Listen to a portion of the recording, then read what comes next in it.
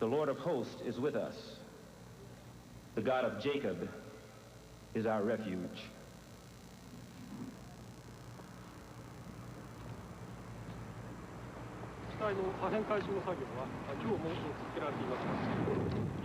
Lieutenant Colonel Charles Bolden, who is scheduled to fly as the pilot on board the Atlantis, originally next fall. The President. We come together today to mourn the loss of 7 brave Americans, to share the grief that we all feel, and perhaps in that sharing to find the strength to bear our sorrow and the courage to look for the seeds of hope.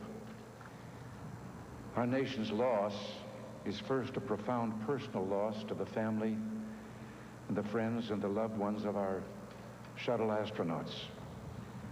To those they left behind, the mothers, the fathers, the husbands and wives, brothers and sisters, yes, and especially the children. All of America stands beside you in your time of sorrow. What we say today is only an inadequate expression of what we carry in our hearts. Words pale in the shadow of grief. They seem insufficient even to measure the brave sacrifice of those you loved and we so admired. Their truest testimony will not be in the words we speak, but in the way they led their lives and in the way they lost their lives, with dedication, honor, and an unquenchable desire to explore this mysterious and beautiful universe. The best we can do is remember our 7 astronauts, our Challenger 7. Remember them as they lived, bringing life and love and joy to those who knew them, and pride to a nation. They came from all parts of this great country, from South Carolina to Washington State, Ohio to Mohawk, New York, Hawaii to North Carolina, to Concord, New Hampshire. They were so different, yet in their mission, their quest, they held so much in common.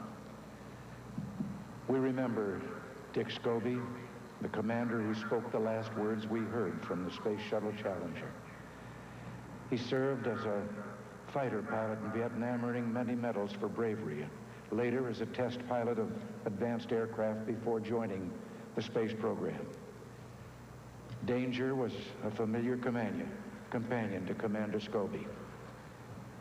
We remember Michael Smith, who earned enough medals as a combat pilot to cover his chest, including the Navy Distinguished Flying Cross, 3 air medals, and the Vietnamese Cross of Gallantry with Silver Star, in gratitude from a nation he fought to keep free.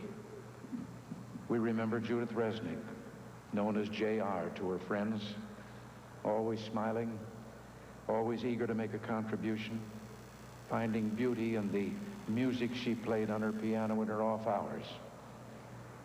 We remember Ellison Onizuka, who was a child running barefoot through the coffee fields and macadamia groves of Hawaii, dreamed of someday traveling to the moon. Being an Eagle Scout, he said, had helped him soar to the impressive achievements of his career. We remember Ronald Mcnair, who said that he learned perseverance in the cotton fields of South Carolina. His dream was to live aboard the space station, performing experiments and playing his saxophone in the weightlessness of space. Well, Ron, we will miss your saxophone, and we will build your space station. We remember Gregory Jarvis. On that ill-fated flight, he was carrying with him a flag of his university in Buffalo, New York. A small token, he said, to the people who unlocked his future. We remember Krista McAuliffe, who captured the imagination of the entire nation, inspiring us with her pluck, her restless spirit of discovery, a teacher not just to her students, but to an entire people, instilling us all with the excitement of this journey we ride into the future. We will always remember them these skilled professionals, scientists and adventurers, these artists and teachers and family men and women, and we will cherish each of their stories. Stories of triumph and bravery, stories of true American heroes. On the day of the disaster, our nation held a vigil by our television sets. In one cruel moment, our exhilaration turned to horror. We waited and watched and tried to make sense of what we had seen. That night, I listened to a call-in program on the radio. People of every age spoke of their sadness and the pride they felt in our astronauts. Across America, we are reaching out, holding hands, and finding comfort in one another. The sacrifice of your loved ones has stirred the soul of our nation. And through the pain, our hearts have been opened to a profound truth. The future is not free. The story of all human progress is one of a struggle against all odds. We learned again that this America, which Abraham Lincoln called the last best hope of man on earth, was built on heroism and noble sacrifice. It was built by men and women like our 7 star Voyagers, who answered a call beyond duty, who gave more than was expected or required, and who gave it little thought of worldly reward. We think back to the pioneers of an earlier century, the sturdy souls who took their families and their belongings and set out into the frontier of the American West. Often they met with terrible hardship. Along the Oregon Trail, you could still see the grave markers of those who fell on the way. But grief only steeled them to the journey ahead. Today, the frontier is space and the boundaries of human knowledge. Sometimes when we reach for the stars, we fall short, but we must pick ourselves up again and press on, despite the pain. Our nation is indeed fortunate that we can still draw on immense reservoirs of courage, character, and fortitude, that we're still blessed with heroes like those of the Space Shuttle Challenger. Dick Scobie knew that every launching of a space shuttle is a technological miracle. And he said, if something ever does go wrong, I hope that doesn't mean the end to the space shuttle program. Every family member I talked to asked specifically that we continue the program, that is what their departed loved one would want above all else. We will not disappoint them. Today we promise Dick Scobie and his crew that their dream lives on, that the future they worked so hard to build will become reality.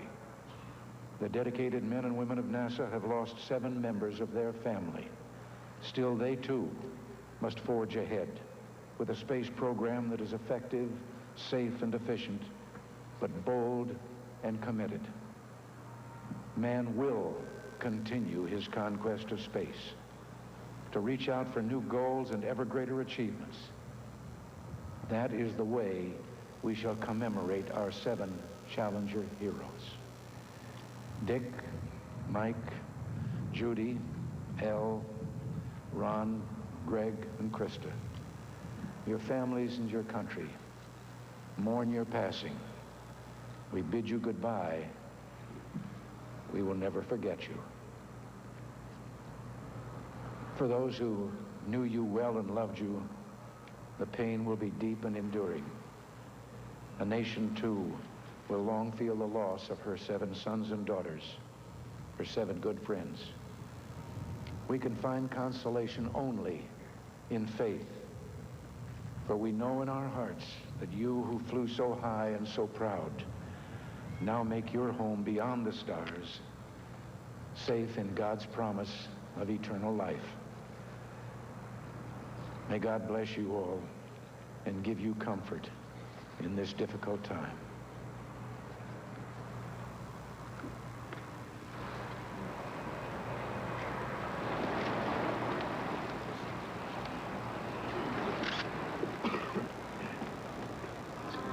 President Reagan making it so very clear that the age of heroism is not past, and giving us yet another glimpse into the personal lives of men and women who went in a flash of flame on Tuesday, with the exception of Christa McAuliffe, from relative anonymity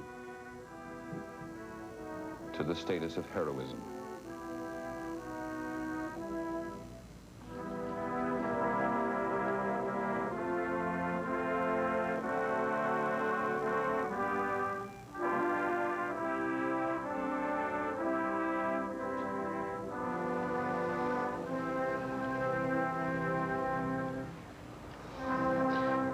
Eternal Father, strong to save, whose arm doth bind the restless wave.